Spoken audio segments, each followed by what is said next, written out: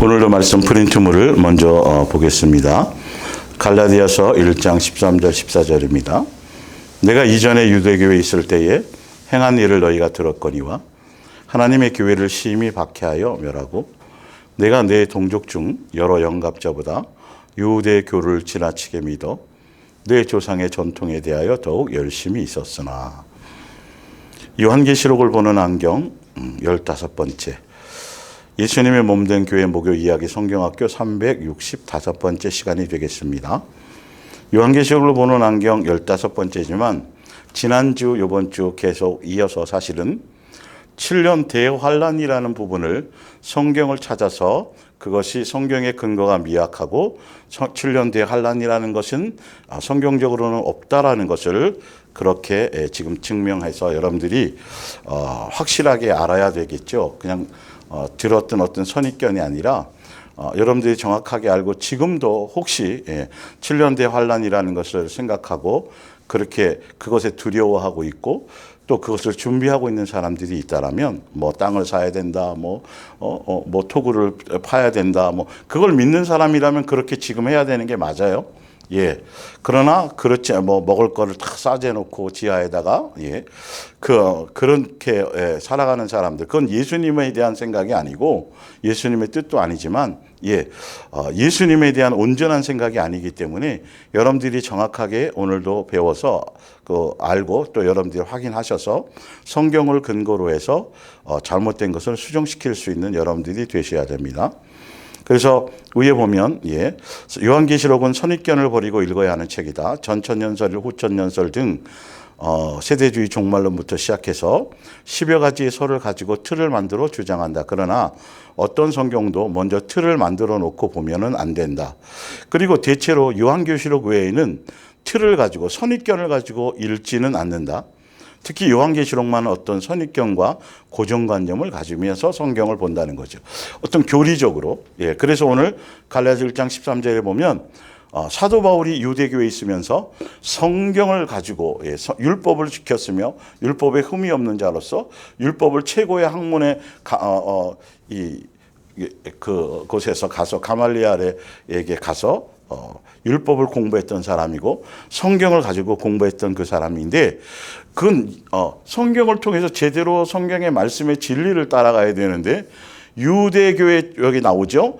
유대교회 전통과 사상을 따라가다 보니까 오히려 예수님을 위해서 충성하고 주를 위해서 뭔가를 한 것으로 본인 스스로도 착각하고 있었지만 결론은 성경적으로 봤을 때는 예수님과 예수님의 교회를 몸된 교회를 핍박하였으며 또 예수님과 원수된 일이었다라는 것이죠. 그러니까 어떤 사상과 어떤 교리에 거기에 물이 들어버리면 지금도 하나님의 교회, 여호와 증인, 또 뭐 안식일, 또 구원파, 신천지, 그들 다 성경을 가지고 얘기하잖아요.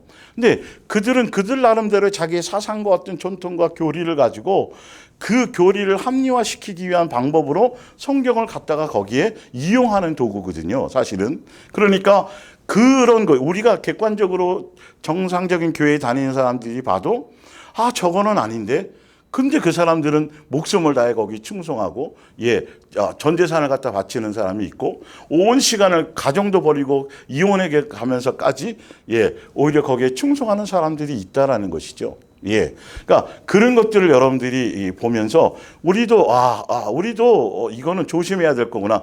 성경의 말씀 하나하나를 선입견이나 목사의 일방적인 어떤 부흥회 때 들었던 어떤 그런 내용으로 그렇게 함부로 내가 생각하고 정립해서는 안 되겠구나. 성경을 정확하게 성경을 제대로 확인하고 성경을 통해서 확인하고 제대로 믿지 않으면 어느 누구도 이거는 장담할 수 없는 것이구나라는 것을 여러분들이 겸손히 받아들여야 돼요. 그리고 그렇게 성경을 교리화시켜서 어떤 주장을 하는 그 사람들에게는 그 사람들을 보면 반드시 그렇게 교리로 만든 이유가 있다니까요. 그러니까 성경 자체의 목적대로, 주신 목적대로, 의도대로 가면 하등의 문제가 없는데, 그들이 그걸 교리화시켜서 자기네들의 어떤 사상과 교리와 전통을 그렇게 구원에 대한 교리부터 시작해서 여러 가지 것들을 합리화시키고 이용해서, 성경을 이용해서 전통과 교리를 만드는 거기서는 반드시 예수님이 목적이 아니라 자기네들이 다른 것을 목적으로 하기 위한 다른 방편을 위해서 그 교리와 사상이 생겨난다는 것을 아셔야 돼요. 그래서 7년 대환란을 주장하는 그 메시아닉주, 예수님을 유대교에 속해 있지만 예수님을 믿어요. 믿지만 그렇다 그래서 성경대로 그대로 온전하게 다 믿는 것이 아니고 여전히 선민 사상을 가지고 있고요. 그리고 7년 대환란을 주장하는 그들이 그걸 주장하는 근거가 뭐냐 하면 목적성이 따로 있기 때문이에요. 거기까지를 봐야 돼요. 신천지나 기타 다른 이단의 종파들이 자기 나름대로의 어떤 성경 해석과 자기 나름대로의 교리를 가지고 따로 성경책 외에 따로 기도문이 따로 있고 찬송가가 따로 있기도 하고, 그리고 그들 나름대로의 어떤 규칙적인 교리가 그것이 성경보다 더 앞서거든요. 권위가 사실 알고 보면 그런 내규 같은 것들이죠. 전통 같은 것들이죠. 그렇게 해놓은 이유가 뭐냐 하면 다른 목적이 있다는 것이죠. 그러니까 메시아닉주 그들은 그거 7년 대환란을 받아들여지려면 성경적으로 제대로 여러분들이 받아들이면 휴거가 2번 있어야 된다는 것이죠. 그리고 이스라엘의 구원과 이방인의 구원이 차별이 있어서 따로따로의 구원이라는 것을 받아들여야 된다는 것이죠. 그러니까 이런 것들이 성경적으로, 그리고 7년 대환란이라는 그 7년이라는 개념 자체도 전혀, 제가 지난주에 후반기 3년 반 성경 구절을 찾아드렸지만 오늘 앞에부터 시작해서 전체를 다 정리해 드릴 거예요. 근데 보면 성경적인 근거 전혀 그런 환란의 개념이 아닌데, 성경적인 근거가 전혀 희박한데도 불구하고 더군다나 7년이라고 그렇게 짜맞히는 이유 자체가 뭐냐 하면 그들의 결혼 문화 때문에 그렇다 그랬죠. 7일 동안 혼인잔치 하는 것. 그러니까 하늘에서는, 공중에서는 혼인잔치 하는데 밑에서는 정말 소위 말하는 아비규환의 대환란이 벌어지는, 이거는 뭐 있을 수도 없는 그런 스토리를 자기네들이 만들어내서 자기네들이 구원이 특별하고, 그리고 육적 이스라엘, 예수님이 재림하셔가지고도 육적 이스라엘의 왕으로서 다른 모든 그 시대에 다른 모든 민족들을 다 모하며 정복하며 굴복시키고 그런 것을 지금 믿고 있는 거예요. 재림하셔가지고 예수님이 자기네 나라를 위해서 싸우고, 그리고 육적 이스라엘의 회복과 육적 예루살렘의 성전이 회복된다는 거예요. 그거는 전혀 근거도 없는 것이고 예수님이 초림하실 때 다 이루어졌던 내용인데, 여전히 그들은 아직도 그렇게 주장하면서 이스라엘이라는 나라 자체에 대한 선민 사상을 버리지 않고 있는 거예요. 그러니까 그거를 합리화시키기 위해서, 그걸 주장하기 위해서 그렇게 스토리를 이야기를 만들어낸 거예요. 그래서 성경의 근거를 봤더니 이건 도저히 그걸 따라갈 만한 근거가 희박하기 때문에 그걸 따라갈 수도 없어요. 또 이제 이어서 계속 좀 더 그 근거가 잘못됐다라는 걸 성경으로 좀 더 자세히 보여드릴게요. 그리고 또 한 가지, 요한계시록은 시간의 순서를 따라 기록한 책이 아닙니다. 2000년 전에 이 글이 쓰일 때나 지금이나 이 해석이 같아야 합니다. 요한계시록은 1장 다음에 2장, 다음에 3장, 이렇게 시간적인 의미의 개념으로 이야기가 시간적인 흐름을 따라 진행되는 방식이 아닙니다. 그래서 제가 지난주 요한계시록 12장에 후반기 3년 반이라는 그것을 제가 증거해 가지고 설명드릴 때 요한계시록 12장에 나오는데, 그 12장의 내용이 사실 알고 보면 요한계시록 1장과 2장과 3장에 7교회가 핍박받고 박해받고 있는 그 시점, 그 이전 갖고 있는 그 이전의 내용이 벌써 12장에 표현되었다고 제가 증명해 드렸잖아요. 시간의 순서가 아니라는 거예요. 근데 정말 많은 교회 목사님들이 요한계시록에 대해서 전혀 이런 개념을 갖고 있지 않아요. 시간적인 개념으로 계속 생각을 하다 보니까 자꾸 이게 종말론으로 굳어져 버리는 거예요. 그래서 그런 것 때문에 자꾸 어느 시점에 666이 맨 밑에 나와 있죠. 바코드나 신용카드나 컴퓨터. 이게 종말론으로 가고 시간적인 흐름으로 성경을 이 요한계시록을 그렇게 보다 보니까 자꾸 지금 벌써 2000년 전에 사실은 초대교회 그 당시에 박해받고 있던 7교회에 다 적용되는 그런 실상의 말씀이었어요. 그리고 성경 어디가 구약에 나온 거는 제가 계속 최근 들어서 강조해 드리죠. 구약에부터 시작해서 아브라함부터 또 이스라엘 백성의 광야 생활, 또 아담과 하와의 선악과 사건, 구약에 나와 있는 모든 사건들, 구약의 예언서에 대한 나와 있던 이스라엘에 대한 예언, 너희들이 언제 나라가 망할 것이다, 포로가 될 것이다, 그리고 언제쯤 회복할 것이다. 이사야에서 보면 거기에 수많은 그 구약 성경의 모든 예언서와 또 에스겔서부터 시작해서 그 예언서들은 알고 보면 그 구약 시대에 살아가는 그 시대에 실제로 예언된 대로 그 사실이 다 이루어졌고 다 이루어진 사건들에 대한 예언의 내용이거든요. 그런데 그것이 지금 예수님이 재림하시는 이 시점, 지금 신약 시대를 살아가는 우리에게도 그 내용들, 그래서 소돔과 고모라든지 바벨론이라든지 기타 이런 것들은 다 지금으로는 이스라엘 백성의 광야 생활에 겪었던 또 그들의 영적인 타락, 아담과 하와가 겪었던 영적인 타락, 이스라엘 백성이 구약에 나오는 수많은 믿음의 선진들이 또 있었던 어떤 양육의 문제, 그 이스라엘 백성들이 타락했던 거, 이 모든 내용들은 영적인 의미의 상징성으로 지금 이 시대에 우리에게 실제적으로 적용돼야 되는 말씀이란 현재성이란 말이에요. 이 말씀 자체가. 그런데 굳이 요한계시록만 굳이 아직 어떤 시점에 이루어져야 될 꼭 그 7년 동안에 또 예수님이 오시기 전에 어떤 특정한 이렇게 문자적으로 자꾸 그렇게만 해석해야 되는 그 이유가 잘못된 자기의 사상을 하기 위해서, 그 교리를 퍼뜨리기 위해서, 주장시키기 위해서 그렇게 포장지로 그렇게 하는 거라는 말이에요. 성경 안 그러면 베드로나 구약에 있는 모든 사건들이 지금 우리랑 아무 상관이 없어요. 성경의 말씀이 벌써 다 이루어진 내용을 갖고 지금 하고 있는 거니까. 그러나 그 모든 것들이 우리의 지금 이 시대를 살아가는 우리에게 본보기가 되어진다는 걸 분명히 우리는 알고 가야 된다는 거죠.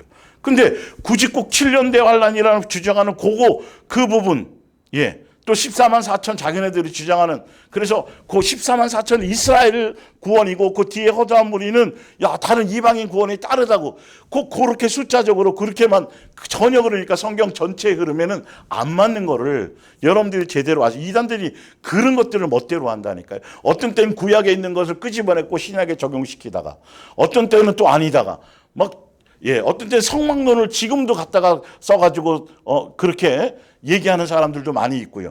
거기에 어떤 영적인 의미와 영적인 어떤 우리가 정신과 그런 것들을 우리 삶에 실제로 우리에게 지금 생활에 적용시키는 데 초점을 두어야 되지, 그 사건 그대로로 지금, 그러면 우리가 지금 세상에서 출애굽해서 이제 예수님 교회 안에 들어와서 우리도 지금은 광야 생활을 하는 거 맞잖아요. 그래서 양육의 길을 가잖아요. 광야 생활과 똑같죠, 그죠? 사실은 가나안 땅 가는 것처럼 우리가 새 하늘과 새 땅을 소망하며 하늘나라 상속자라의 그 광야 길을 가는 거잖아요. 그러면 우리도 그러면 이스라엘 백성이 출애굽해서 40년 동안 광야 생활한 것처럼 지금도 우리는 40년만 광야 생활해야 되겠네요.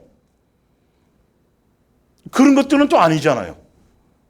그러니까 성경에 대해서 여러분들이 어떤 사상과 교리에 대해서 잘못 배우게 되면, 그 선입견을 갖고 되면 이게 굉장히 이상한 쪽으로 흘러가게 된다는 걸 아셔야 돼요. 그래서 항상 순수하게 성경 자체, 이것을 기록하신 의도가 무엇인지에 초점을 맞추어 가야 됩니다. 자, 그래서 봅니다. 요한계시록 1장 1절을 봅니다. 예수 그리스도의 계시라. 이는 하나님이 그에게 주사 반드시 어떻게 일어날 일이요? 속히 일어날 일이에요. 일어날 일들을 그 종들에게 보이시려고. 1차적으로는 예수님 죽고 부활하신 이후에 그 시대의 초대교회, 지금 박해받고 있는 그 예수님을 섬기는 전 세계가 아니고, 그 당시에 전 세계도 아니고 박해받고 있는 로마의 압제에 있는 그 당시에 황제 숭배 사상 등 여러 가지 로마의 통치 안에서 교회들이 핍박받고 있는 교회들에 대해서 적용할 수 있는 모든 것이 요한계시록의 모든 그것을 위해서 1차적으로 쓰여졌다라는 거예요. 그리고 그것의 영적인 어떤 상징성과 영적인 교훈과 영적인 내용들의 적용을 지금 이 시대에도 그 시대나 이 시대나 교회는 똑같이 존재하고 있고, 교회는 똑같이 세상의 미움을 받고 있고, 교회는 똑같이 양육을 받고 있고, 교회는 똑같이 핍박과, 교회가 세상에서 환영받았던 시대는 없단 말이죠, 사실은요. 그렇기 때문에 동일하게 지금도 그 요한계시록에 나와 있는 벌써 2000년 전에 그 부분에 대해서도 지금도 이 시대에 그대로 교회들이 적용해야 된다는, 그래서 7교회가 지금 시대도 살아가는 교회의 대표성인 거잖아요. 그걸 우리가 거기에 삶에 적용해서 교회들을 점검하며 가는 것이겠죠. 그리고 9절에 보면 나 요한은 너희의 형제요 예수의 환난과 나라와 참음에 동참하는 자라, 하나님의 말씀과 예수를 증언함으로 말미암아 반모라는 섬에 있었더니, 우리도 지금 이 시대에 예수님의 말씀과 또 예수님에 대한 증언과 그리고 예수님의 살아가신 삶의 모든 것들에 그대로 동참하는 예수님의 참된 증인으로서의 우리의 이 땅에서 예수님의 모습을 삶으로 드러내고 빛을 발하고 짠맛을 내어가는, 그래서 다른 것이 아니라 예수님의 하나님의 말씀을 가지고 그 안에서 예수님의 증거를 가진, 그래서 사도 요한도 그것 때문에 반모섬에 갇힌 것처럼 우리도 그것 때문에 이 땅에서 교회로서 살아가는 거란 말이죠. 사실은요. 동일한 거예요, 적용점이. 그러면서 10절에 주의 날에 내가 성령에 감동되어 내 뒤에서 나는 나팔 소리 같은 큰 음성을 들으니, 먼저 들었어요. 이르되 내가 보는 것을 두루마리에 써서 에베소, 서머나, 버가모, 두아디라, 사대, 빌라델비아, 라오디게아 7교회에 보내라 하시기로, 몸을 돌이켜 나에게 말한 음성을 알아. 뒤돌아서 아까는 듣고 이제 음성을 듣는 것을 누군가 하고 눈으로 확인하려고 보았더니 예수님의 모습에 대한 상징적인 표현. 그래서 누구나 예수님을 믿는 사람이라면 지금 사도 요한이 표현하는 이 표현만 가지고도 이분이 예수님에 대한 거구나를 누구나 알 수 있는 내용이란 말이죠. 성경을, 요한계시록을 예배 시간에 읽을 때 똑같은 거예요. 그래서 12절에 몸을 돌이켜 나에 대한 말한 음성을 알아보고 보려고 돌이킬 때에 7 금축대를 보았는데, 촛대 사이에 인자 같은 이가 발에 끌리는 옷을 입고 가슴에 금띠를 띠고 그의 머리와 털의 희기가 흰 양털 같고 눈 같으며 그의 눈은 불꽃 같고 그의 발은 풀무불에 단련한 빛난 주석 같고 그의 음성은 많은 물소리와 같으며 그의 오른손에 7 별이 있고 그의 입에서 좌우에 날쌘 검이 나오고 그의 얼굴은 해가 힘있게 비치는 것 같더라. 곧 살아, 18절에 곧 살아있는 자라. 예수님이 직접 말씀하시는 거예요. 내가 전에 죽었었노라. 죽었다 살아나셨잖아요, 3일 만에. 볼지어다 이제는 세세토록 살아있어. 죽고 부활하신 이후에는 이제 살아있어서, 죽고 부활하신 이후에는 십자가에서 벌써 마귀의 머리를 상하게 했고, 그리고 예수님이 죽고 부활하신 이후에 이제는 왕권을 가지고, 통치권을 가지고 왕권을 회복해서 뭐라고 돼 있어요? 사망과 음부의 열쇠를 가졌노라. 마귀가 가졌던 사망의 권세를 깨뜨리고 예수님이 벌써 이제는 왕으로서의 모든 권한을 가지고 뭐한다? 19절에 가지셨고, 그러므로 내가 본 것과 지금 있는 일과 장차 될 일을 기록하라. 내가 본 것은 내 오른손에 7 별의 비밀과, 사도 요한 네가 지금 나를 보고 있는 것을, 그 비밀이 뭐냐면 내 오른손에 7 별의 비밀과 또 7 금촛대라. 7 별은 7교회. 성경에 이렇게 거기에 대한 답이 나와 있잖아요. 이렇게 7 별이 뭐고 7 금촛대가 뭔지. 요한계시록은 대체로 보면 앞의 내용에 대해서 뒤에 다 설명을 하고 있어요. 알고 보면 7 별은 7교회요, 7교회의 사자요, 7 촛대는 7교회니. 그래요. 자, 이 말은 뭐냐면 지금 7교회가 대표성이지만 실제 그 당시에 있었던 교회이고, 지금 교회입니다. 교회가 당하는 걸 그래서 교회가 지금 순교당하는 사람부터 시작해서 여러 가지 황제 순배 사상 그것을 황제를 순병합니다 하고 가서 절하지 않으면 매매권이 주어지. 그 당시에 마찬가지예요. 매매권을 주어지지 않아서 물건을 살 수가 없었어요. 사실은. 그래서 그들이 카타콤에 들어가서 산속에 들어가고 또 굴 파서 있고 그 당시에 실제로 있었던 사건이에요. 하여튼 지금 이제 그런 것처럼. 그런데 이 환란과 핍박과 죽임당함과 황제 순배 사상의 로마의 압제 가운데 수많은 사람이 순교당하고 수많은 사람이 죽음을 당하고 전무후무할 정도로 건국 이래로 이렇게 많은 사람들이 죽임을 당하는, 핍박을 당하는, 고통을 당하는, 이루 상상할 수 없는, 그 이후에도 이스라엘 민족은 굉장히 많이 죽었어요. 1차, 2차 세계대전부터 시작해서 끊임없이 나라 없이 떠돌기도 했고요. 성경에 예언된 대로 그것들이 다 이루어졌다라는 것이죠. 그런데 더 중요한 건 보세요. 이렇게 있음에도 불구하고 핍박받고 있는데도 예수님이 뭐 하고 계셨다? 교회를 붙들고 또 뭐 하고 있었고, 교회의 지도자들, 그 당시에 목사들입니다. 사도들이 아니라 목사들을 실제로, 또 목사뿐만이 아니라 사실은 예수님의 증거를 가진 모든 성도들을 같이 포함하는 거예요. 원어적으로는. 그래서 그 교회를, 또 교회의 성도들을 예수님이 오른손과 왼손에 뭐 하고 있었어요? 붙들고 계셨는데도 불구하고 이렇게 많은 사람들이 순교를 당하고 이렇게 많은 사람들이 죽임을 당하고 이렇게 많은 사람이 환난과 핍박 속에 뭐에 돼 있었다? 노출되게 되어져 있었다. 아이러니하죠. 예수님이 힘이 없는 거 아니에요. 지금 왕권으로 사망과 음부의 권세, 마귀의 모든 권세를 결박시켜서 지금 목줄을 해놓고 그 왕권을 가지고 교회에 통치를 하고 계시다라는 거예요. 그런데 벌써 그 가운데 이 일이 벌어지고 있다는 거예요. 근데 이걸 시간적으로 자꾸 해석을 하니까 제가 그래서 지난주에 봤더니 12장에 이것에 대해 왜 이런 일이 벌어졌는지, 그리고 11장에도 그 이유가 나와요. 예수님은 그걸 통해서 교회를 정화시키시고 또 예수님의 자녀들은 더 뭐하게 하시고 더 거룩하게 하게 하시고 더 예수님을 닮게 하시고 불순물을 제거하게 하시고 더 믿음의 연단을 더하게 하시고, 그리고 여전히 아직도 자루나 우루나 치우치거나 뜨뜻미지거나 하거나 양다리 거치거나 종교적인 것에 빠져 있거나 그런 교회에 속해 있는 사람들이라면 뭐 하도록 회개하고 돌이키고 돌아올 수 있는 기회를 주시려고 사랑의 채찍으로 그걸로, 그래서 예수님이 뭐 하신 거예요? 붙들어 주고 계시지만 허락해서 그 일을 하고 계시다라는 거예요. 지금도 마찬가지입니다. 여러분 정확하게 성경을 바르게 봐야 돼요. 그래서 봅니다. 요한복음 12장 31절 밑에를 보세요.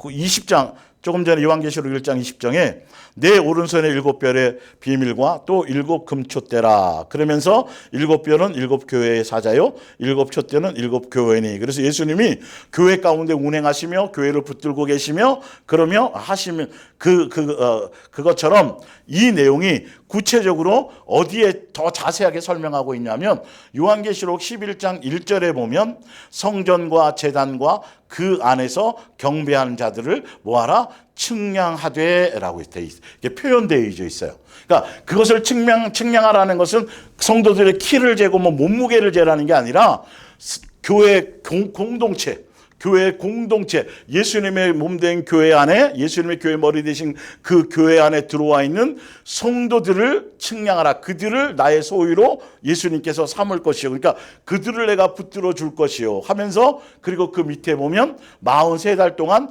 이방인 뜰은 놔두어서 외부적인 것, 외부적인 박해나 외교적인 환란이나 외부적인 것들의 핍박이나 이런 것들은 예수님이 붙들어 주시지만 그것을 허락을 사단에게 허락의 기회를 주어서 예수님이 어떤 것을, 아까 지금 7교회 하고 있는 그 지금 당하고 있는 이 어떤 고난과 박해와 핍박을 받고 있는 7교회가 당하고 있는 이것에 대한 자세한 영적인 의미의 설명이 11장, 12장의 사실 내용, 13장까지의 사실은 내용이에요. 알고 보면. 이제 거기 가서 또 보여드릴게요. 1차적으로는 요한복음 12장 31절, 이제 이 세상에 대한 심판이 이루었으니 세상의 임금이 쫓겨나리라. 이제 언제 쫓겨나요? 지금 요한복음의 얘기잖아요. 요한복음을 사도 요한이 썼고 요한계시록도 사도 요한이 쓴 거예요.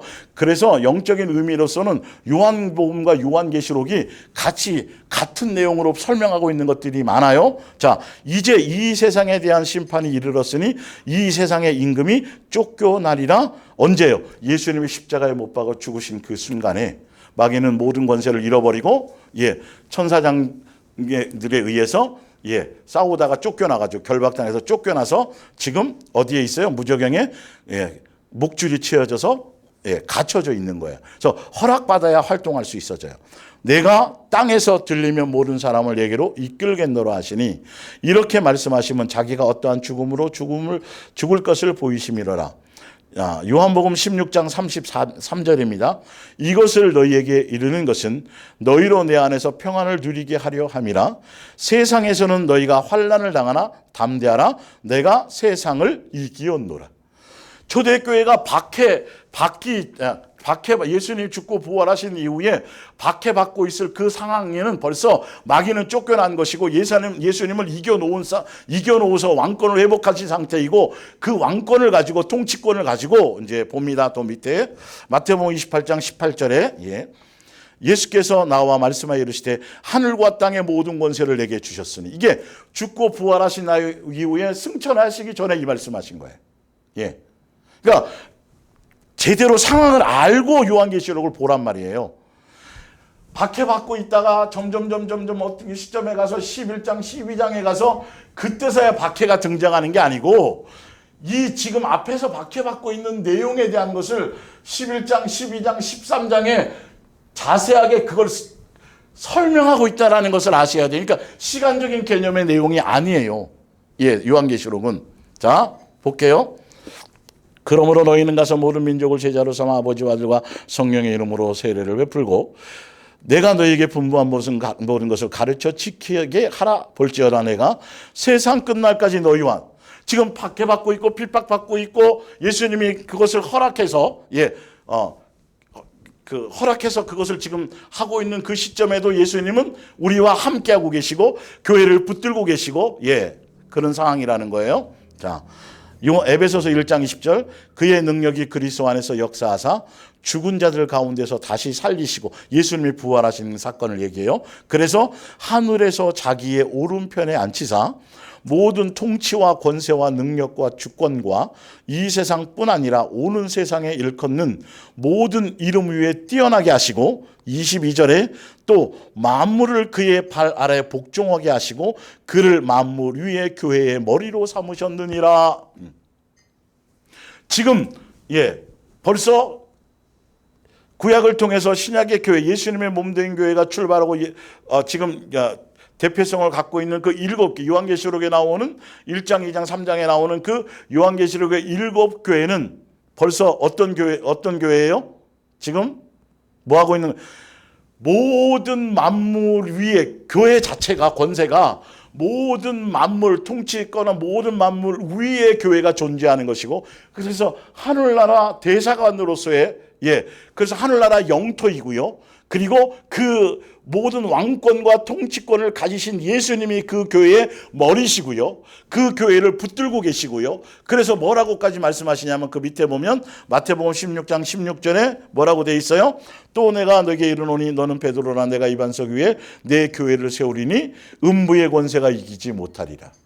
음부의 권세가 들어와서 틈탈 수는 있어요. 그러나 그거는 예수님이 하시고자 하는 의도와 목적의 허락을 받아서 양육하시고 회개하고 돌이키고 정신 차리게 하고 그렇게 하시고자 하는 의도와 목적으로 양육의 목적으로 예수님이 그렇게 하시기 위해서 그걸 허락하신 것이지 마귀가 자기 권세를 가지고 와서 교회를 짓밟아 갖고 어떻게 무너뜨리는 그런 개념의 내용이 전혀 아니라는 것이죠.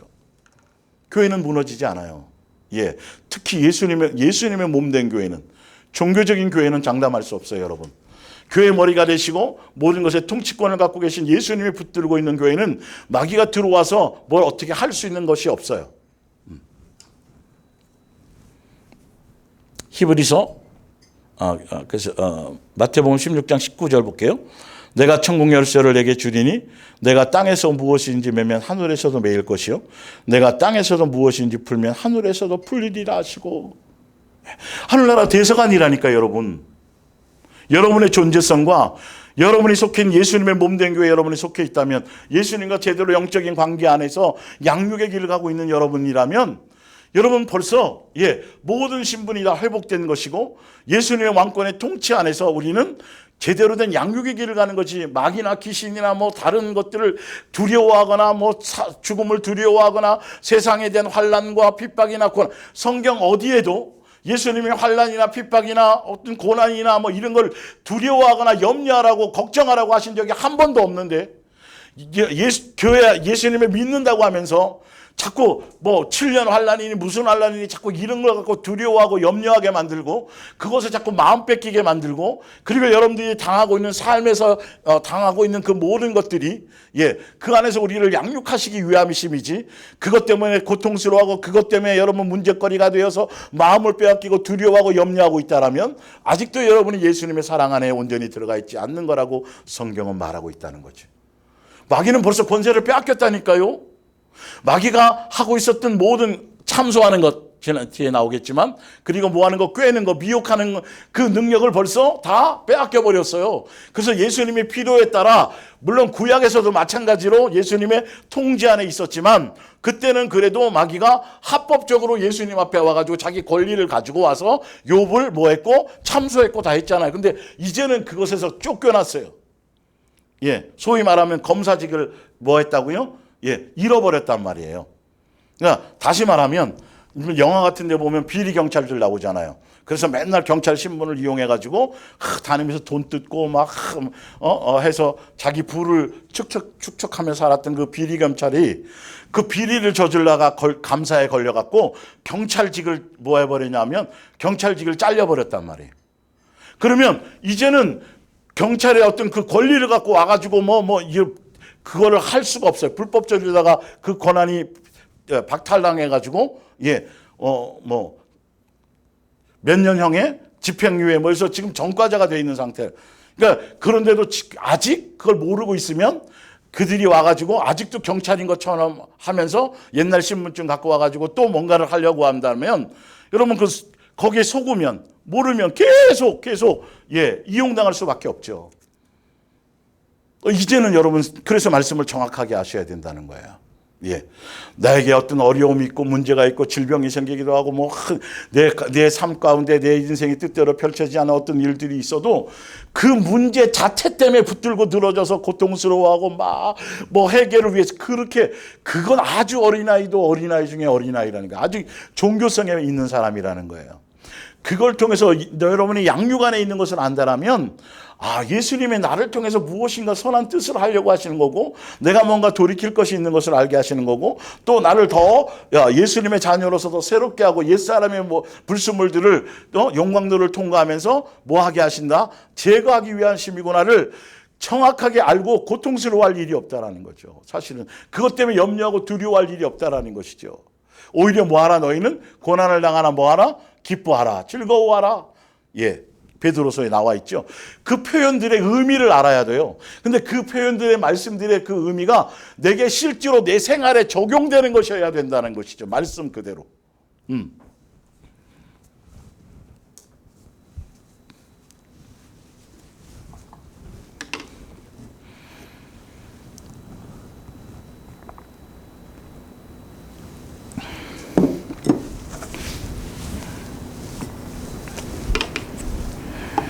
히브리서 2장 14절을 볼게요. 자녀들은 혈과 육에 속하였음에 그도 또한 같은 모양으로 혈과 육을 함께 지니심은 죽음을 통하여 죽음의 세력을 잡은 자, 곧 예수님이 죽고 부활하신 것을 통해서 죽음의 세력을 잡은 자 곧 마귀를 멸하시며, 또 죽기를 무서워함으로 한평생 매여 종노릇하던 모든 자들을 놓아주려 하심이니라. 그래서 예수님이 이걸 십자가상에서 죽고 부활하시고 십자가상에서 사망 권세와 음부의 모든 권세를 다 했어요? 이기시고 마귀를 무너뜨리시고 했어요? 예수님이 직접 싸웠다라는 소리가 아니에요. 예수님과 마귀는 싸움의 대상, 성령님과 마귀가 서로 붙어서 싸운 그런 대상이 아니에요. 그거는 뒤에 나오죠. 표현들이 다 천사장이나 천사들의 활동을 통해서 그 불법자를 결박시키시는 거예요. 예수님하고는 뭔가 그럴 존재도 못 되는 것이죠. 그래서 벌써 예수님이 십자가에 죽고 부활하심을 통해서 왕권을 회복하셨고 사망 권세를 이기셨고 마귀를 결박하셨고 다 하고 계세요. 그 능력과 권세로 지금 초대교회를 뭐하고 계시고 지금도 교회들을 뭐하고 계시다고요. 동일하게 2000년 전에 그 예수님의 능력과 권세로 지금도 모든 교회, 예수님의 몸된 교회에 속해 있는 교회들이라면 예수님이 뭐하고 있다? 붙들고 지키고 계시다. 그 왕권으로. 예. 그게 요한계시록 12장에 그것에 대해 예수님이 이기시는 과정, 마귀가 결박당하는 과정, 참소당하고 쫓겨나가는 과정, 그게 12장에 나와 있는 거예요. 이건 벌써 요한계시록 1장 그때 벌써 다 이루어진 게 거기에 나와 있는 거라니까 여러분. 그걸 가지고 지금 후반기 예수님이 재림하시기 전에 어떤 시점에 있어질 후반기 3년 반의 대환란의 니라고 이걸 그 근거 구절로 그걸 쓰고 있으니까 얼마나 황당한 내용이냐는 거예요. 지금 이게 그걸 믿고 있다니까요. 이거 누가 읽어도 그 내용이 아니잖아요. 이거에 대한 설명이죠. 요한계시록은 계속 그렇게 나와 있어요. 보강하고 보충해서 더 확대 해석해주고 앞에 것에 대해서 더 조명 이런 것들이에요. 구조를 일단 알고 있어야죠. 예. 자, 그래서 요한계시록 6장 4절을 볼게요. 6장이 때부터 사실은 1장 이제 요한계시록 쓰게 된 이유와 설명하고 2장 3장은 7교회에 대해서 뭘 회개해야 될 거고 어떤 핍박을 당하고 정신 차리고 또 칭찬하는 교회와 또 교회들이 쭉 나오고 4장에는 그 모든 것들을 다 이긴 모든 사람들 그 시대에 이겼고 지금도 이기고 나중에 예수님 앞에 가서 누릴 영광스러움이 4장에 나와 있고 5장이 이제 6장에 이제 예수님이 이제 앞으로 인과 나팔과 또 대접이라는 그 과정을 통해서 그건 나중에 이제 기회가 되면 전체 설명할게요. 그 과정에 대해서 누가 그 인을 뗄 사람이 있느냐 하면서 그것을 이제 쭉 설명하는 과정이고 6장부터 이제 인을 떼는 과정이에요. 6장이 처음부터 6장 그다음에 부터 7장 7장에 이제 6장 7 그다음에 8장 9장이 이제 나팔이 나오는 거예요. 나팔은 경고라 그랬잖아요. 재앙 7가지 그러니까 10가지 재앙처럼 육해 수천 바다와 다 그게 이제 자연재해와 뭐 기타 여러 가지 어떤 그런 것들을 통해서 이제 경고 너희가 정신 차려라. 그래서 뭐 세상에 돌아가는 또 기근이나 황충이나 메뚜기나 또 뭐 여러 가지 자연재해들은 경고다. 그 종말 자체를 얘기하는 것이 아니라 너희가 정신 차리고 회개하는 것이고 그리고 믿지 않는 자들에게는 그리고 잘 믿고 있는 사람들에게는 더 자신에게 경각심을 갖고 예수님을 사모하며 기다리라는 소리고 7장 8장이 근데 9장은 뭐냐면 그렇게 많이 하더라도 결론은 회개하는 사람이 그 자연재해나 자연적인 그런 것 가지고는 회개하지 않더라는 것이죠. 그래서 10장에 가서 반드시 말씀을 너희가 두루마리 성경책에 나와요. 말씀을 먹고 예수의 증거를 가진 사람들이 삶을 통해서 전도에 미련한 방법들이겠죠. 삶을 통해서 말씀으로 자연재해나 그런 것 갖고는 돌아오지 않고 그때만 지나면 또 사람들이 하니까 말씀을 전하고 복음을 해야 되리라고 10장에 얘기하고 그래서 복음을 증거하게 되면은 교회들이 복음을 증거하고 예수님의 양육 안에서 말씀대로 살고 세상에서 빛을 발하고 소금의 맛을 내고 그렇게 온전하게 바르게 가면 너희가 어떤 핍박을 당하고 어떻게 죽을 것이고 그게 11장이고 그다음에 12장, 13장까지가 교회가 당할 환난과 핍박에 대한 내용이며 그거는 전체 모두 지금 옛날 7교회 때부터 시작해서 계속 구약 때도 다 사실 포함해서 생각해도 전혀 손색이 없는 거예요. 다 그 과정을 거친 거니까요. 어느 교회나 교회마다 예수님의 말씀대로 바르게 사는 교회와 성도들마다 그런 어려움과 환난들을 당하게 될 거라는 것이죠. 그러나 예수님이 뭐 하신다? 지키신다는 게 일단은 뭐 13장까지고 14장은 이제 앞에 7장에 이제 14만 4천 나왔던 것에서 14만 4천에 대한 또 좀 더 보강되는 14만 4천과 뭐 쭉 나와요. 하여튼 그런 이제 구조들을 쭉 갖고 있는데, 그것 때문에 지금 등장한 게 11장, 12장이에요. 3년 반, 3년 반이 나오는, 그걸 7년이라고 얘기하고 있는, 그러나 내용상으로는 전혀 7년 대환란과는 전혀 관계없는 내용이에요. 하여튼 그래요. 기회가 되면 좀 볼게요. 그래서 요한계시록 6장 4절에 이에 다른 붉은 말이 나오더라. 인을 떼뜨니 이런 게 나온다는 거예요. 그 탄자가 허락을 받아서 땅에서 화평을 제하여 버리며 서로 죽이게 하고 또 큰 칼을 받더라.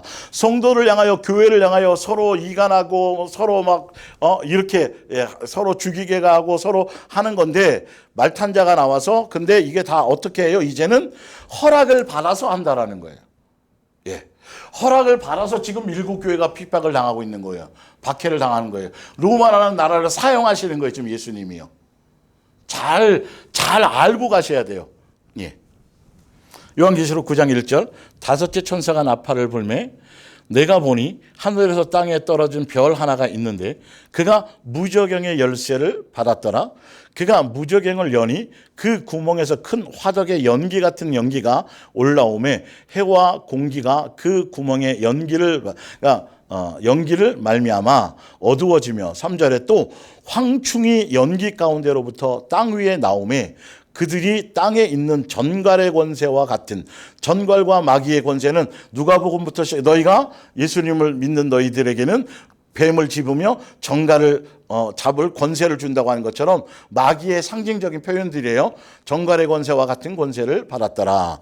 그들에게 이르시되 땅 위에 풀이나 푸른 것이나 각종 수목은 해하지 말고 오직 이마에 하나님의 인침을 받지 아니하는 사람들만 해하라 하시더라. 그러나 그들을 죽이지는 못하게 하시고 5달 동안에 괴롭게만 하게 하는지라. 여기 이제 5달이라는 이런 내용들은 실제로 구약에 나와서 구약 성경에서 예언서 가운데서 구약 성경에 5달을 가지고 실제 사건에 있었던 내용들을 그것에서 의미를 유추해서 영적인 것을 적용해 나가는 거예요. 무턱대고 막 계산하는 게 아니고. 근데 여기 5달 나왔는데 성경에 5달이 나와 있는 구체적인 내용이 어디 있냐면 노아의 방주가 5달 동안 떠 있었어요.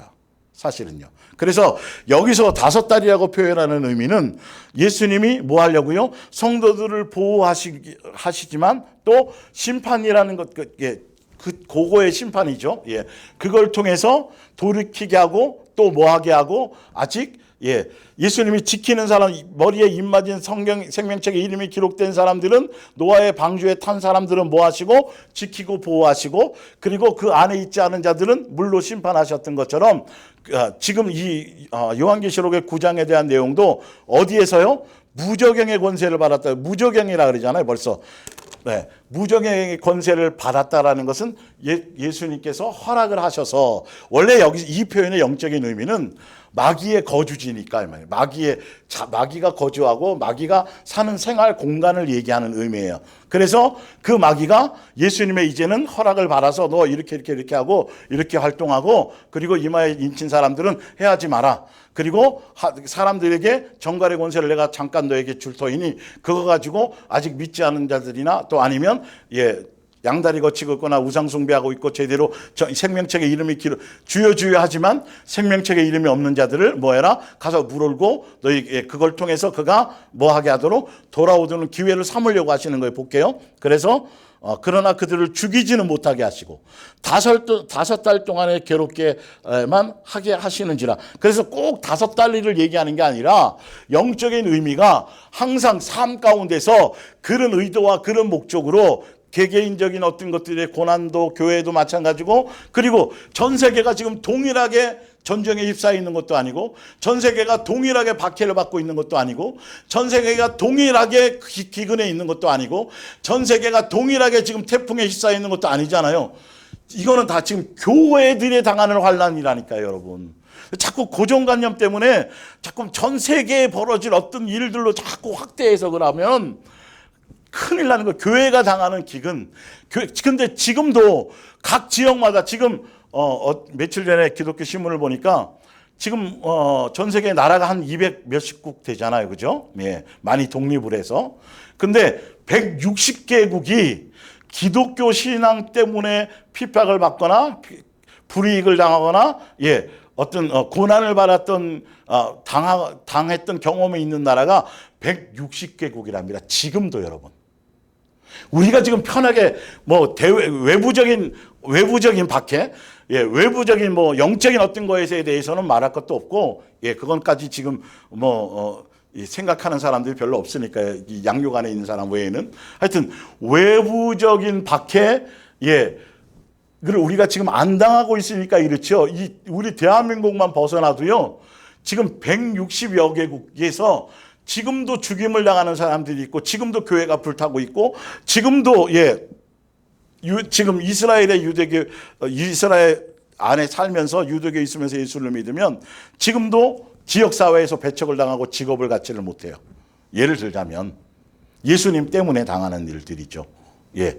하여튼 그런 내용이라는 거예요. 근데 그 모든 내용에 동일하게 영적으로 이런 의미에서 예수님이 붙들고 계시고, 그걸 통해서 돌이키게 하고 정신 차리게 하고, 그리고 또 더 거룩하게 만드는, 교회를 정화시키기도 하는, 교회를 온전하게 만드시는 그런 방편으로 지금 7교회가 당하고 있는 이 내용에 대한 상황들을 예수님이 왜 이렇게 당하고, 그래서 요한계시록은 이 세상 속에서 교회가 어떻게 살아야 될지, 예수님을 알고 제대로 믿는 자들이 어떠한 생활 방편으로 이 세상 안에서 세상을 이기고 세상에 물들지 않고 세상 풍조를 따르지 않고 이 안에서 정체성을 지켜나가며 예수님의 빛과 소금의 모습을 드러내고 향기로서 살아가며, 그리고 자신의 믿음을 지키며 오히려 더 거룩해져가고 예수화되어져가는 삶을 어떻게 살아가야 될지, 그 방편들을 위해서 예수님이 계획과 나팔과 대접을 통이라는, 그래서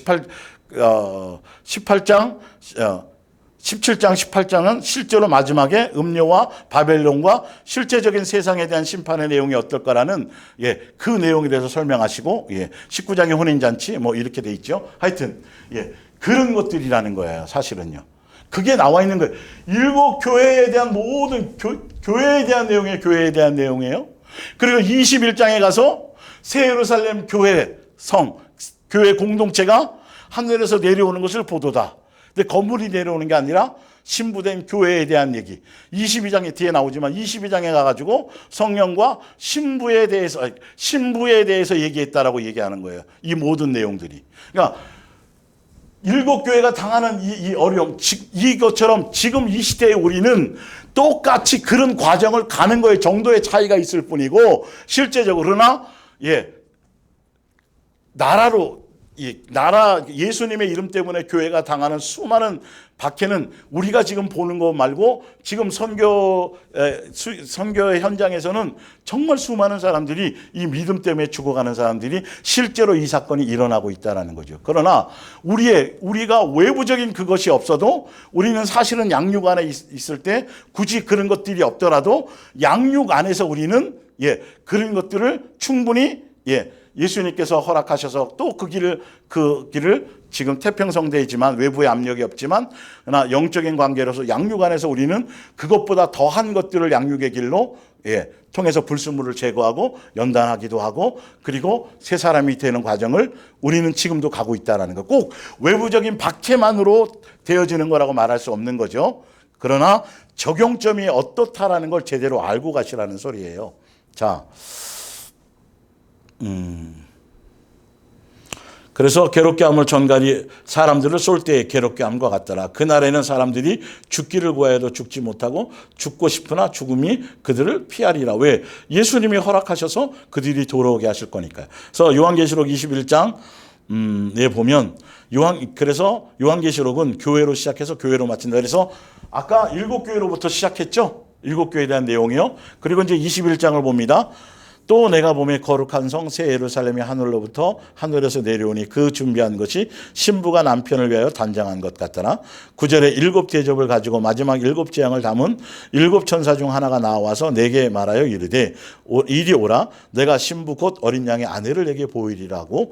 성령으로 나를 데리고 크고 높은 산으로 올라가 하나님께로부터 하늘에서 내려오는 거룩한 성 예루살렘이 보이니. 이게 교회 공동체를 얘기하는 거라는 거예요. 사실 이 부분들이, 그러니까 그 교회 공동체가 7개 교회에서 말씀하셨던 것처럼 7개 교회가 이런 과정을 통해서 온전한 신부로서 온전한 단장을 할 수 있는 그런 과정으로 제대로 거듭나게 돼서 나중에 신부로서의 온전한 역할을 감당할 수 있는 교회로 거듭나게 된다라는 과정을 지금 하기 위한 과정이라는 걸 설명하고 있어요. 그래서 마지막 요한계시록 마지막 22장에 보면 나와요.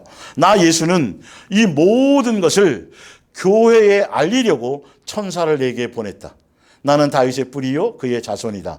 나는 빛나는 새벽별이다. 성령과 신부가 오소서 하고, 신부라는 건 교회를 얘기합니다. 교회 공동체 하고 말씀하십니다. 이 말을 들은 사람들도 같이 오시옵소서 하고 외치십시오. 돼 있죠?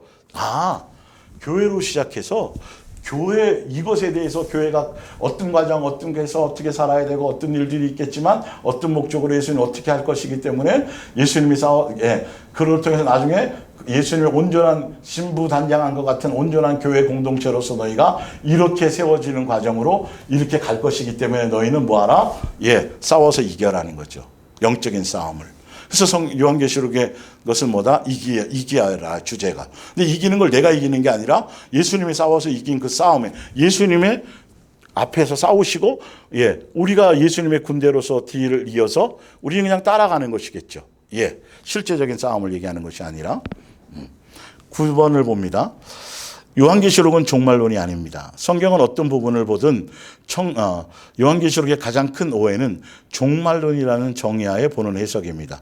왜 그러냐면 요한계시록을 지금 2000년 전에 쓰여진 책인데 자꾸 종말론으로 봐서 아직 예수님이 재림하시기 전이니까 재림하시기 전 어떤 시점에 어떤 책이라고 그렇게 국한시키려고 자꾸 해석을 하는 게 이게 잘못됐다라는 거예요. 그러면 이 앞에 쓰여진 요한계시록은 7교회에는 아무 의미가 없잖아요. 이게 종말론으로 보면 그들의 종말은 아직 말도 아닌 건데 사실은 볼게요. 그 내용이에요. 신학교 교육과정 안에서 조직신학을 배우면 그 안에 서론과 신론과 인간론과 구원론과 성령론, 교회론, 종말론 등으로 나누어서 가장 마지막으로 공부하는 것이 종말론이고, 그런데 종말론이라고 하면서 요한계시록을 주된 내용으로 배우기 때문에 요한계시록을 종말론의 책으로 고정관념을 가지고 읽고 해석하게 되는 오류를 범하는 것입니다. 만약 요한계시록이 종말에 될 일을 기록한 책이라면 2000년 전에 주후 100년 전의 사람들에게는 무슨 유익이 있을까? 요한계시록이 아무 의미도 없는 성경이죠. 그들에게는. 사실은요. 이 책은 세대를 추월하여 모든 사람들에게 똑같이 현재적 말씀으로 주어진 책입니다. 요한계시록의 모든 비유는 영적인 것들에 대한 상징적인 표현입니다. 영적인 의미를 가지고 적용하며 가는 것이 중요합니다. 요한계시록뿐만이 아니라 성경의 처음부터 끝까지가 사실은 다 영적인 상징성의 의미로 지금은 다 이루어진 것들에 다 이루어졌어요. 다 진행 결과가 온 것들을 바탕으로 우리에게 지금 적용하는 거란 말이에요. 안 그러면 지금도 성경을 새로 또 무슨 전사가 또 책으로 나와야 되겠죠. 시대에 맞는 또 그러면. 그래서 이 책은 창세기부터 유다서까지의 모든 과정을 포함한 종합적이며 결론을 담고 있는 책이지 별도로 따로 해석해야 되는 책이 아닙니다. 창세기에서 에덴 동산에서 빼앗겼던 것들을 요한계시록 22장과 또 7교회에서 이기는 자에게 다시 회복시켜 주시겠다라는 결론을 말하는 것입니다. 창세 전에 이미 계획하신 것들을 요한계시록의 완성으로 결론을 말해주는 책이기 때문에 창세기에서부터 모든 책을 포함되어진 것들이지 요한계시록만 따로 어떤 예수님이 재림하시기 전에 어떤 특정한 기간 동안에 있어질 어떤 그런 책으로 자꾸 해석을 하고 뭘 풀이를 한다니까 문제가 있는 거예요. 계시를 또 누가 특정한 계시를 받아야 된다고 하니까. 그러니까 계속 속는 거잖아요, 성도들이. 교회 자체가 성경을 제대로 설명을 해줬으면 그런 사람들이 나오면 그냥 무시하면 되는데 계속 그런 뭔가를 갖고 자꾸 이슈를 가지고 뭔가 어떤 현상이 있다, 어떤 것이 감액했던 전쟁이다, 뭐다, 정말 이러니까 이게 성경을 제대로 설명을 안 해. 요한계시록을 제대로 설명을 안 해주니까 이만희가 장난을 쳐도 전혀 성도들이 알지 못하고 전혀 하등의 별 그 특별한 그것이 없어요.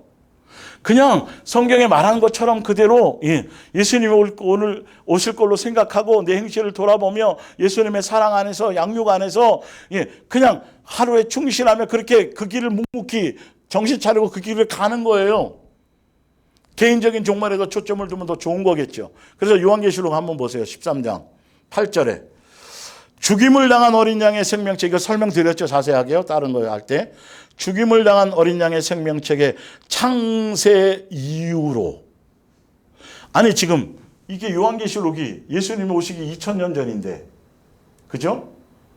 그때 쓰여진 거. 그 당시에 그 일곱 교회 적용하기 위해서 쓰여진 책인데 분명히 뭐라고 말씀하셨냐면 요한계시록에는 그 내용의 범위가 어떻게 되어져 있냐면 어떻게 되어 있어요? 자 볼게요. 죽임을 당한 어린 양의 생명책에 창세 이후로 이름이 기록되지 못하고 땅에 사는 자들은 다 그 짐승에게 경배하리라. 창세 이후부터 생명책에 이름이 기록되는 내용의 사건들은 창세 이후로부터 계속 있어져 왔다라는 거예요.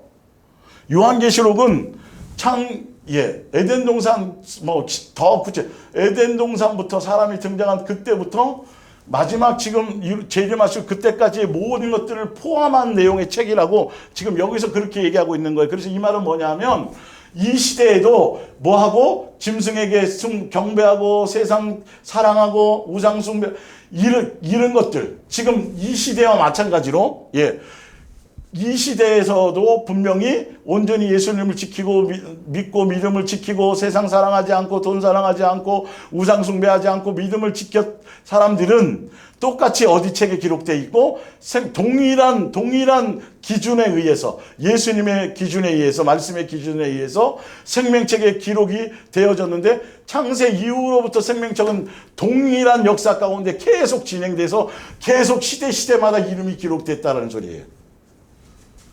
이만큼 정확한 성경의 표현이 어디 있어요? 이걸 종말론으로 생각해서 종말의 어느 시점이라고 적용하면 전혀 이거는 진짜 이거는 정말 영적으로 무식한 사람인 거예요. 동일한 역사에 동일한 역사. 예수님을 직접 만나지 못하고 2000년 전에 오시기 전에 그 히브리서 11장 이전에 있던 믿음의 선진들도 구약의 교회죠, 그들이요. 구약의 성도들도 똑같이 직접 보지 않고 예수님 오시지 않았지만 그림자만 가지고 그림자의 믿음만 가지고도 다 뭐 했어요? 다 구원을 받았단 말이죠. 기준이 동일하단 말이에요. 그때나 지금 시대나 기준이 틀리지 않아요.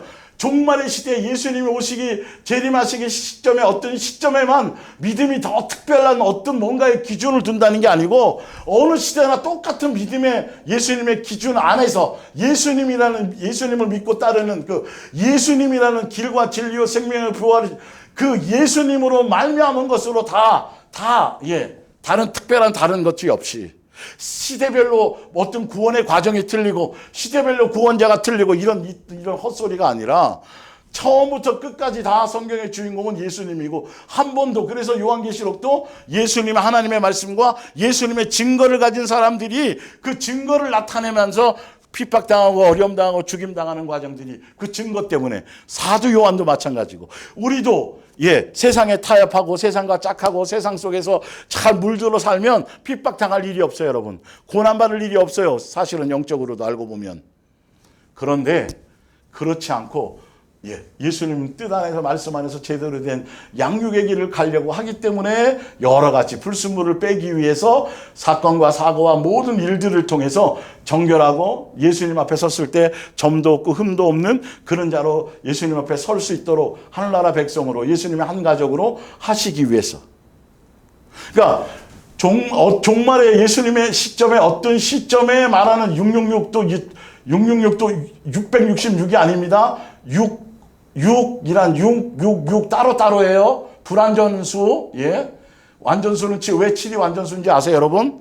예수님이 7일째 안식하셨기 때문에 그래서 7이야 완전수예요. 이 성경적인 근거가 6은 마귀의 숫자, 사람의 숫자예요. 인간적이고 세속적이고 그런 것들에 대한 그 상징성에 대한 표현들이 어떤 증표를 얘기하는 것이 아니라 사실은 다 제가 성경 찾아드릴게요. 이런 것들은 정확하게 어떤 표현을 해야 되니까 예, 그 시점에 그걸 안 받아야만 기록 생명책에 이름이 기록되는 것이 아니고 이 마지막 시대에만 생명책에 대한 것이 아니고 창세 이후로부터 동일하게 666과 같은 인간 그런 세속적인 것들을 다 예수님의 말씀을 따르고 에녹부터 시작해서 노아부터 시작해서 쭉 있겠죠. 그렇죠? 예수님의 믿음의 선진들 그 말씀의 기준 따라 그림자이지만 예수님을 믿고 제대로 따랐던 그래서 누가복음 13장에도 보면 아브라함과 또 야곱과 그 다른 사람들 그들은 다른 선지자들은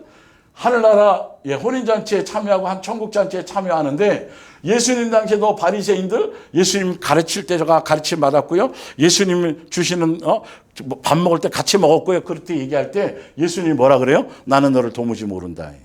두 번, 세 번 강조하셨죠. 그러나 아브라함과 선지자들은 천국잔치에 참여하리라는 거예요.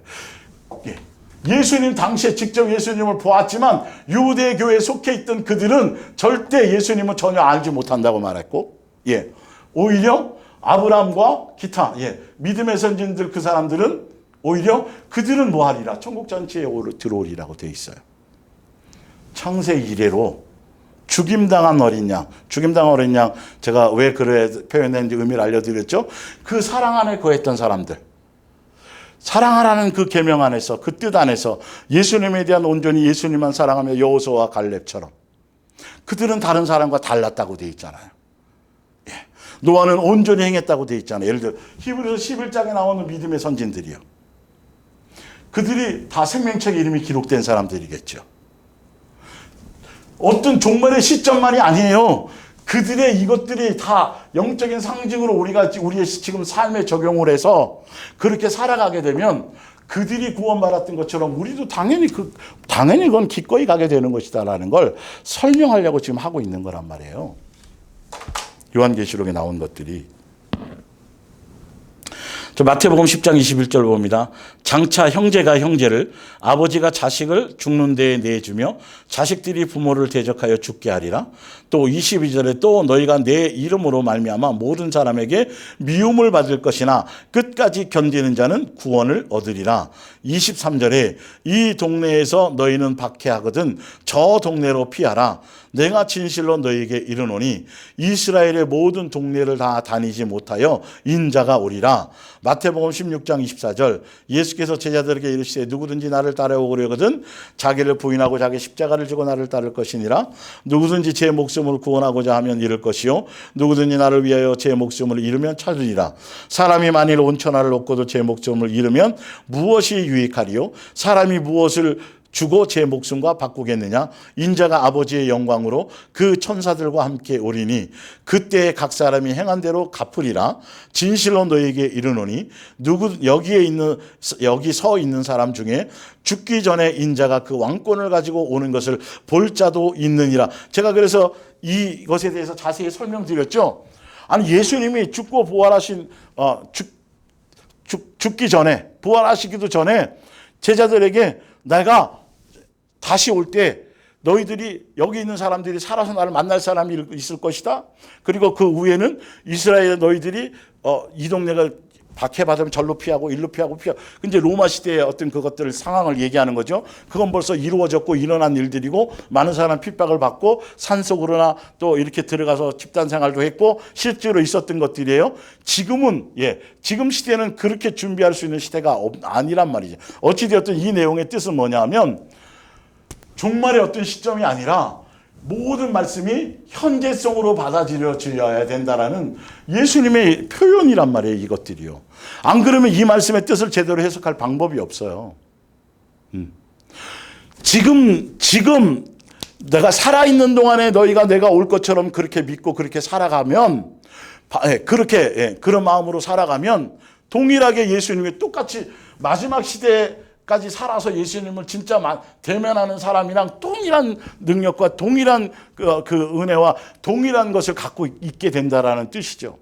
그런데 그렇게 생각하지 않고 자꾸 앞으로 먼 미래에 오실 그 예수님에 대한 생각만 자꾸 가지고 있고, 현실 오늘이란 날에 예수님, 오늘 내가 예수님 앞에 붙어 있으면서 예수님과 함께 동행하면서 오늘 내가 예수님 안에서 사랑 안에서 거하면서 살아가는 그 삶의 여정이 없다면 이거는 아무 소용이 없다라는 거예요. 오늘 그렇게 살아가면 예수님이 실제로 그 다음날 오셔도, 아니 10년 후에 오셔도, 그날 밤 오셔도 언제 오시는가가 중요하지 않다라는 내용이라는 거예요.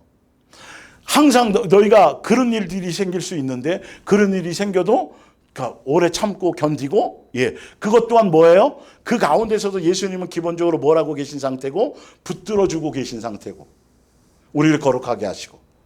사실 오늘 11장 12장 실제로 이제 전반기 3년 반, 후반기 3년 반에 대한 실제적인 말씀들을 하나하나 이제 요한계시록 한 구절도 안 빼고 11장 12장을 자세하게 이걸 설명드리려고 그랬는데, 오늘도 어쩔 수 없이 아웃라인까지만 설명을 드린 거예요.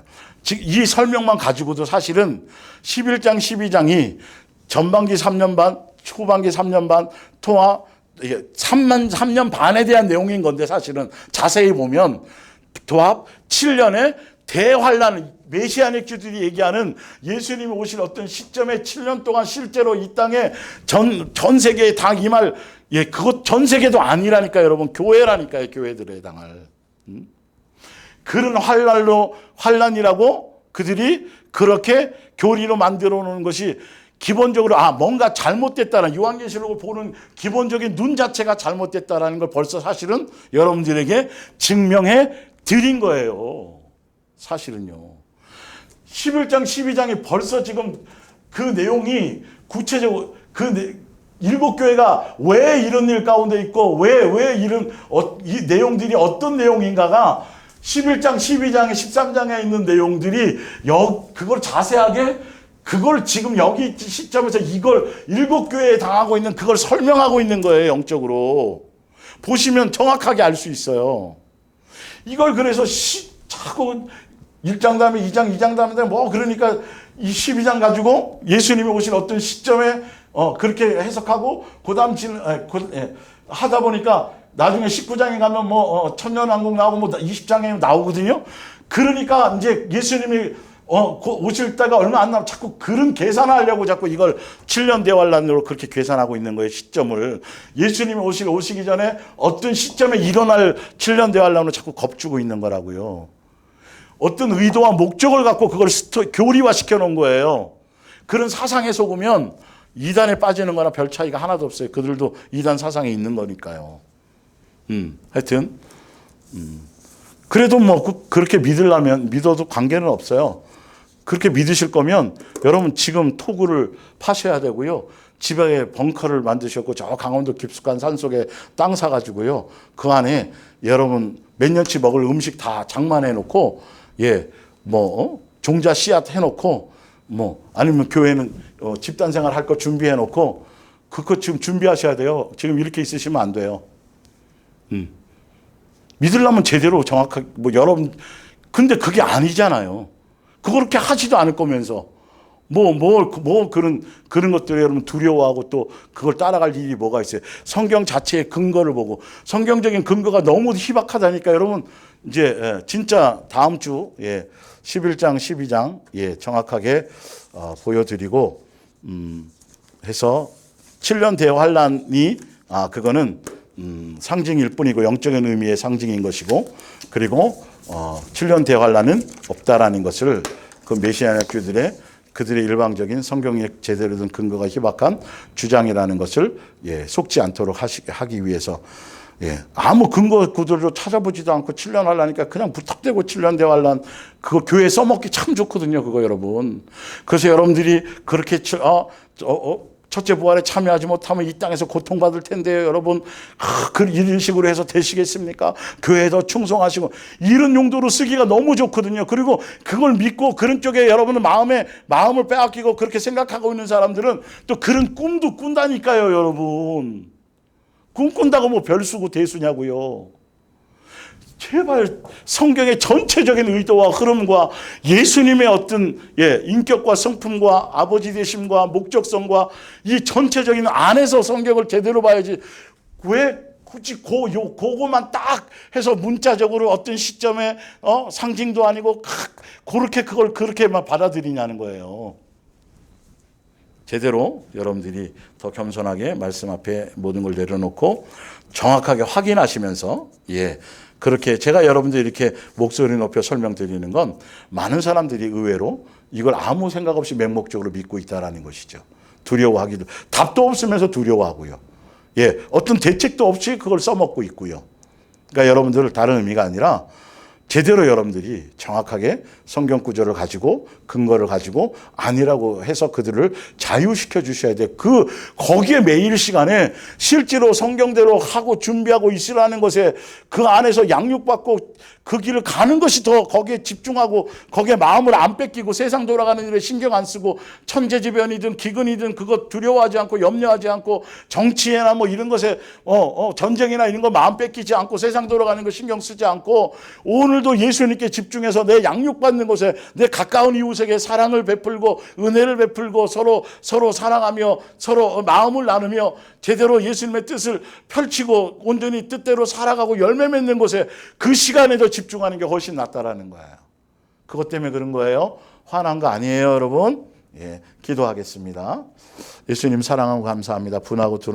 부족하고 둔한 입술이지만 예수님 말씀을 전했는데 아직도 자기 가져 있는 고정관념과 딱딱한 어떤 그런 종교적인 생각과 처음 들었던 것들에 대해서 마음에 교리화되어져 있는 그 마음속에 뿌려진 씨가 남아있는 것들 예수님이 이 말씀으로 강력하게 다 부숴주시고 깨트려 주셔서 그것 때문에 매여서 종로로 타지 않게 하시고 예수님이 자유케 하신 그 자유 안에서 오히려 서로 종로로 타는 것에 서로 예수님의 뜻과 말씀을 온전히 이루는 그런 모습으로 오히려 살아가는데 그 자유로 온전하게 살아가는 데 마음을 쓸 수 있도록 도와주시옵소서. 환난에 매이지 않게 하시고 오늘 살아감에 있어서 예수님 안에서 양육 안에서 우리가 당하는 여러 가지 어떤 양육의 어떤 내용들에 대해서 더 자유하며 더 충실하며 더 예수님을 붙들고 예수님의 사랑 안에서 예수님과 함께 있으므로 모든 것들을 이기며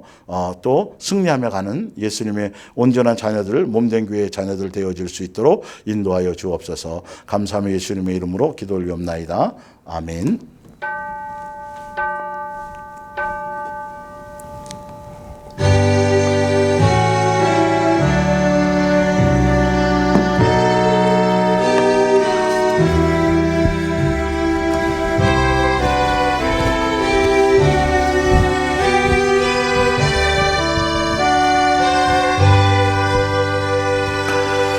감사합니다. 사랑합니다.